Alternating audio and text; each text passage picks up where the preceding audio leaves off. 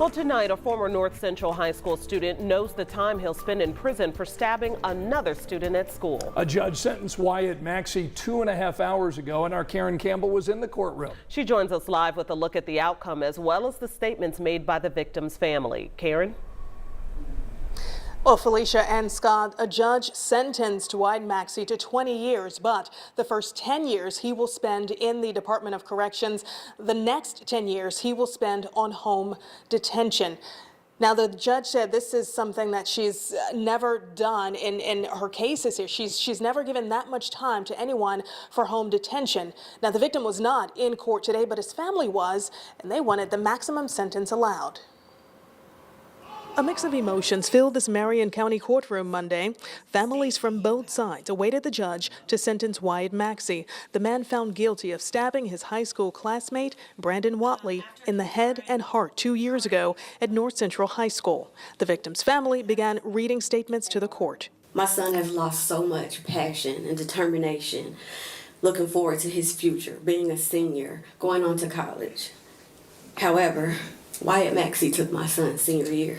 The victim's sister asked why Wyatt stabbed her brother. Any explanation that you tried to give to why you did this was only a desperate attempt to save your behind.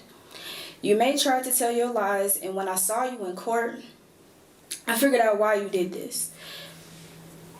I figured that it must have been pretty hard to look at God's child when you have the devil in you. Wyatt's mother told the court he suffers from PTSD. This is not the child I birthed, that we're going through this. He had a moment, an impulsive, unconscious, mistakably moment.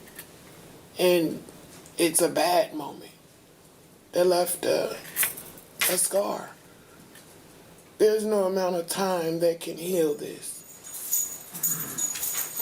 Wyatt then took the stand to apologize for his actions that day. I'm not a bad person. I've never been one.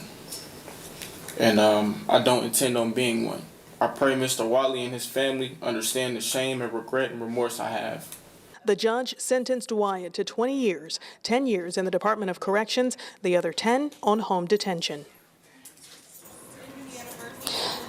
And the judge said that she thought this sentencing was appropriate and fair, but said if he violated any portion of his home detention, he will spend the remaining 10 years in the Department of Corrections.